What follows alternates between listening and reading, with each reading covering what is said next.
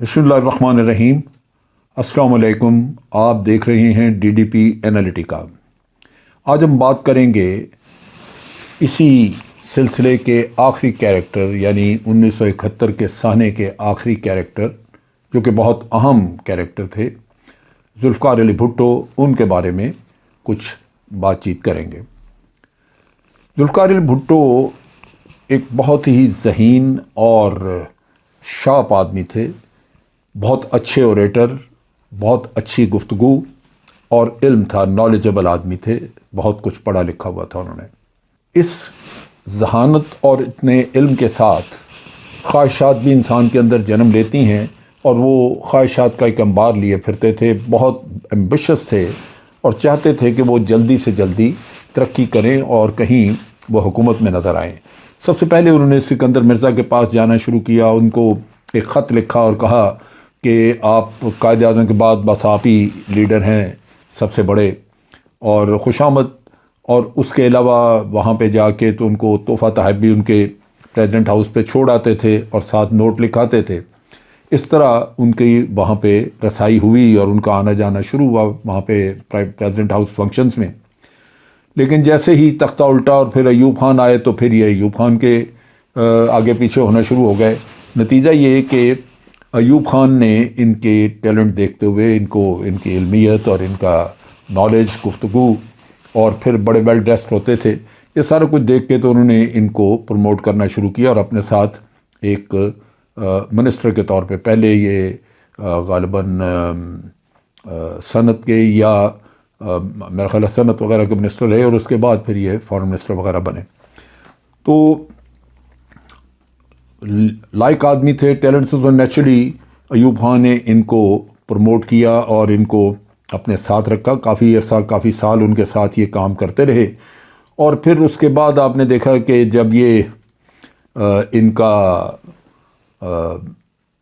جب یہ تاشکند کا پیکٹ ہوا وہاں پہ، تو اس پہ انہوں نے غالباً یہ سمجھا کہ اب ان کے دن پورے ہو گئے، کیونکہ 1965 کی جنگ میں یہ واقعات ہوئے تھے، اور 1965 کی جنگ کے نتیجے میں ایوب خان ان سے خوش نہیں تھے، کیونکہ جنگ کی ابتدا جو کشمیر میں کی گئی، جہاں پاکستان نے چھم جوڑیاں کی طرف اٹیک کیا تھا، بھٹو صاحب کی اس یقین دہانی پہ کیا گیا تھا کہ بھارت باقی پاکستان کے کسی بھی علاقے پہ حملہ نہیں کرے گا، چنانچہ پاکستان اس کے لیے تیار نہیں تھا۔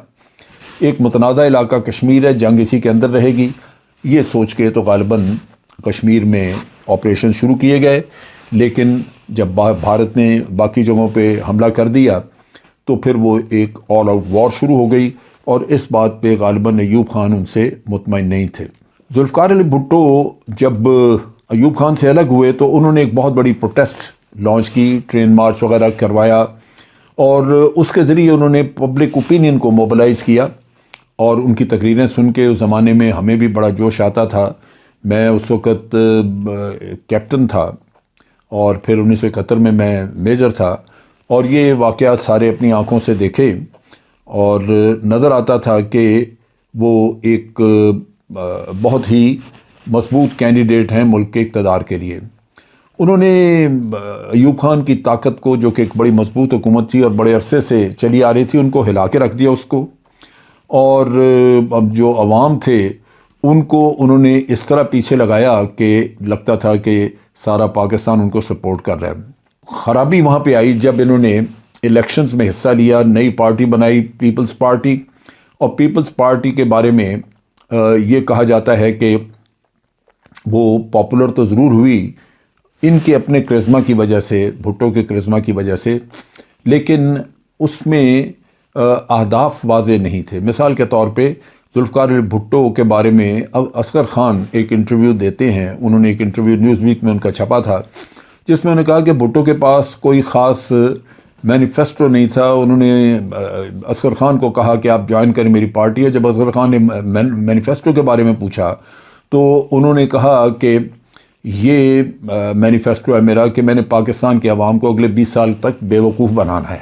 وہ کہتے ہیں میں سن کے حیران رہ گیا، لہذا اصغر خان نے فیصلہ کیا کہ وہ پیپلز پارٹی جوائن نہیں کریں گے۔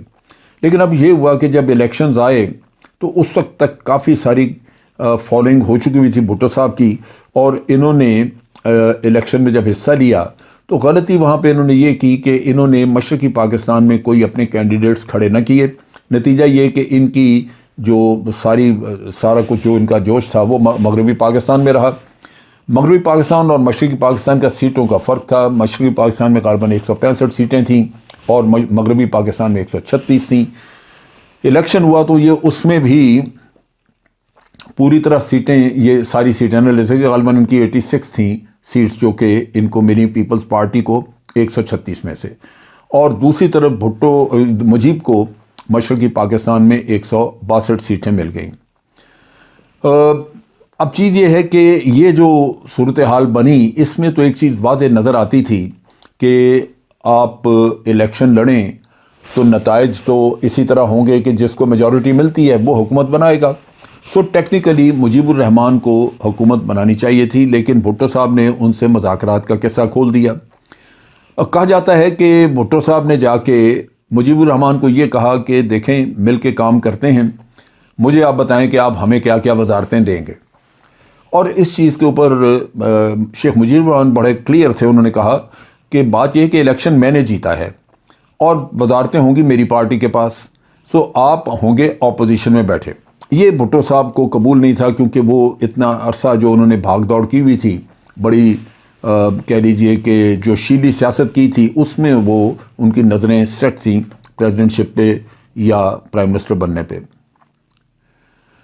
یونائٹڈ نیشن میں وہ تقریر کرنے بعد میں گئے، لیکن یہاں پہ اس سے پہلے معاملہ گڑبڑ ہو چکا تھا. مارچ میں ملٹری ایکشن ہو گیا کیونکہ جب بھٹو نے مجبور کیا یحییٰ خان کو کہ آپ وہاں پہ پارلیمنٹ کا اجلاس جو بلا رہے ہیں اس کو کینسل کر دیں، اس کو ختم کر دیں. اور وہ جب پوسٹ پون کر دیا گیا، نئی تاریخ بھی کوئی نہ دی گئی، پہلے 1-2 تاریخیں بدلی تھیں، لیکن جب کوئی تاریخ نہیں دی گئی اور اس کو پوسٹ پون کر دیا گیا تو وہاں پہ بغاوت ہو گئی. اور اس بغاوت کے نتیجے میں جب وہاں پہ ملٹری ایکشن شروع ہوا تو بھٹو وہیں پہ تھے.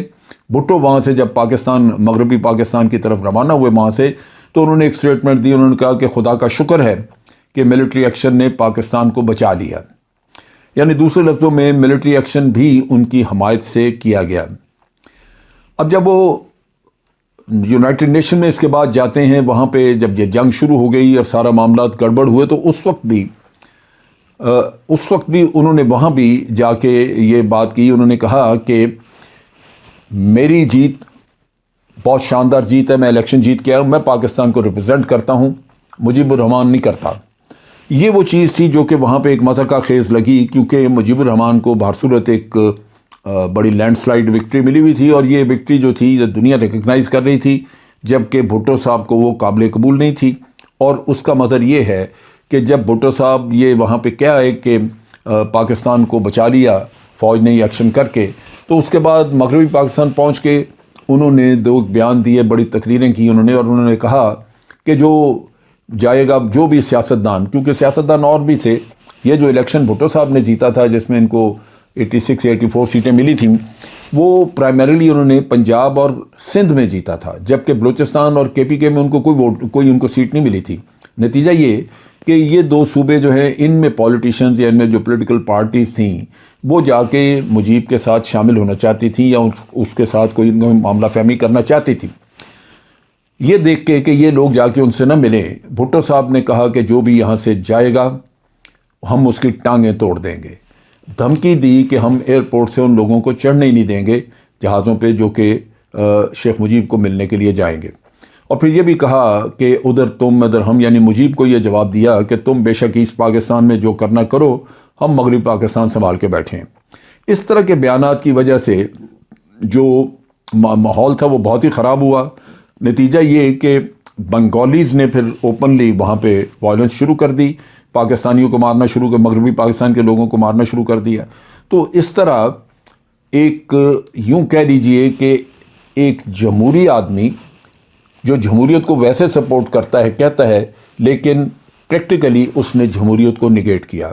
میرے ساتھ ایک پروگرام میں بھارت سے کلدیپ نیر تھے، اور یہ دن وہ تھا جب کہ مودی نے جا کے بنگلہ دیش میں تقریر کی تھی کہ آپ مفتی بہانی نے جنگ لڑی، آپ کی آزادی کی، لیکن ہمارا بھی خون شامل ہے آپ کی آزادی میں. تو وہ اس دن بحث یہ تھی کہ آج بھارت نے اعتراف کیا ہے کہ انہوں نے پاکستان کو دولت کرنے میں ایک بڑا رول ادا کیا ہے۔ تو کلدیپ نیر صاحب کا جواب یہ تھا کہ بھارت تو دشمن ہے، دشمن ملک نے تو جو کرنا تھا وہ کیا، کیونکہ دشمن ملک ہمیشہ آپ کی کمزوری سے فائدہ اٹھائے گا۔ لیکن بھٹو صاحب کو کیا پرابلم تھی کہ انہوں نے جمہوریت کا ساتھ نہیں دیا، الیکشن لڑے تھے اور الیکشن کے رزلٹ کو ماننے سے انکار کر دیا۔ یعنی دوسرے لفظوں میں مجیب الرحمان کو اگر صدارت دے دی جاتی یا اس کو دے دیا جاتا، اقتدار دیا جاتا، تو کوئی وجہ نہیں تھی کہ یہ علیحدگی ہوتی۔ سو یہ ایک ایسا آج میں سمجھتا ہوں پرسیپشن یا ایک ایسی سوچ موجود ہے پوری دنیا میں جو سمجھتے ہیں کہ آخری وقت پہ جو ہمارا پاکستان ٹوٹا وہ اس وجہ سے ٹوٹا کہ مجیب الرحمان کا جو حق تھا وہ اس کو نہیں دیا گیا۔ جہاں تک مجیب الرحمان کی ذات کا تعلق ہے، میں پہلے بھی کہہ چکا ہوں کہ بیسیکلی وہ غدار آدمی تھا۔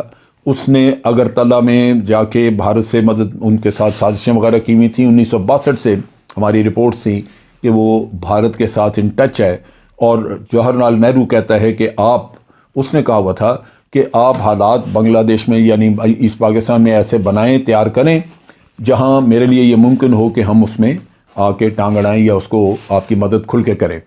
سو یہ چیز چل رہی تھی، لیکن جب مجیب الرحمان کو اتنی بڑی وکٹری ملی تو لازماً اس کے ذہن میں یہ آیا ہوگا کہ کہاں ایک مشرقی پاکستان کا میں وزیر اعظم بنوں اور کہاں مجھے آج ایسی وکٹری مل گئی ہے کہ میں دونوں کا کمبائن وزیر اعظم بن سکتا ہوں، تو یہ اپرچونٹی میں کیوں نہ لوں۔ لہٰذا اس کا ذہن بدل چکا تھا اور اب وہ کہتا تھا کہ جی پاکستان کو اکٹھے رہنا چاہیے۔ ان حالات میں جو کہ صورتحال بنی، اس کے بعض شواہد موجود ہے۔ بعض لوگوں نے جو ان دنوں بات ان کی سنی جیل قید میں بھی، وہ یہ کہتے ہیں کہ جی اس کو بڑا دکھ ہوا کہ یہ کیوں علیحدہ ہوا ہے، مشرقی پاکستان کیوں ہوا ہے، لیکن چونکہ ہو چکا تھا پھر اس کو تسلیم کرنا پڑا۔ بعض لوگ یہ کہتے ہیں کہ وہ قطعاً اس چیز کے خلاف تھا، اس نے کوئی باتیں ایسی کیں۔ ان میں خاص طور پہ ایک جو بات ہوئی وہ ایک صاحب تھے جو کہ یہاں پہ سول سرونٹ تھے، کاکا خیل صاحب ان کا نام تھا۔ کاکا خیل صاحب جو تھے وہ جب یہ لاہور میں ہوئی اسلامک کانفرنس ہوئی تھی، اسلامک کنٹریز کی OIC کی کانفرنس ہوئی تھی، تو اس وقت وہ انٹرپریٹر کے طور پہ ساتھ تھے۔ وہ پیچھے تھے جہاں پہ سعودی کنگ بھی بیٹھے ہوئے تھے، مجیب الرحمان اور ساتھ ذوالفقار علی بھٹو اور بھی لیڈر تھے۔ تو وہاں بات ہوئی تو ذوالفقار علی بھٹو نے ان کو کہا، شیخ مجیب کو کہا کہ آپ نے اپنے آپ کو بھارت کے پاس گروی رکھ دیا، اب آپ بھارت سے اندرا گاندھی کی اجازت کے بغیر آپ کوئی کام نہیں کر سکیں گے۔ تو شیخ مجیب کا جواب تھا کہ مجھے وہ غصے میں آیا اور انہوں نے کہا کہ بھٹو صاحب مجھے ایسے تانے نہ دیں، آپ کو پتہ ہے کہ جو کچھ ہوا وہ میں نہیں چاہتا تھا، اور یہ جو کچھ ہوا اس کے ذمہ دار آپ ہیں۔ یہ اس کاکا خیل صاحب نے بھی اس بات کا بتایا کہ یہ قصہ ہوا۔ اب یہاں پہ مختلف ادوار گزرے جہاں پہ کہ بھٹو صاحب جو ہے ان کا رول سامنے نظر آتا ہے۔ بنگلہ دیش کو تسلیم کرنا تھا، کیونکہ تسلیم کرنے کے بعد پھر OIC یہ کانفرنس وغیرہ پاکستان میں ہونی تھی، لہذا انہوں نے پاکستان میں مخالفت تھی اور پاکستان میں کافی اس پہ احتجاج ہو رہا تھا کہ جی ہمیں بنگلہ دیش کو تسلیم نہیں کرنا۔ لیکن انہوں نے ایک تقریر کی بھٹو نے، اور اس تقریر میں انہوں نے خاص طور پہ کہا کہ بنگلہ دیش کو ہمیں تسلیم کر لینا چاہیے تاکہ ہم ایز اے مسلم کنٹری ہم ان کے ساتھ ایک رابطہ رکھیں، ہم رابطے میں آ جائیں، ورنہ کل کو یہ ہوگا کہ وہ بھارت کے ہتھے چڑھیں گے اور بنگلہ دیش میں پھر اسلام ختم ہو جائے گا، غائب ہو جائے گا۔ یہ وہ چیز تھی، یہ وہ نقطہ تھا جو انہوں نے سامنے رکھا، جس کی وجہ سے عوام نے پھر ان کا ساتھ دیا اور تسلیم کیا گیا۔ بہرصورت یہ جو حالات تھے، یہ اس وقت ایک نتیجہ یہی ہوا کہ یحییٰ خان کو فارغ کر دیا گیا، ذوالفقار علی بھٹو صدر بھی بن گئے، مارشل ایڈمنسٹریٹر بھی بن گئے، تمام اختیارات ہر طرح کے ان کے پاس چلے گئے۔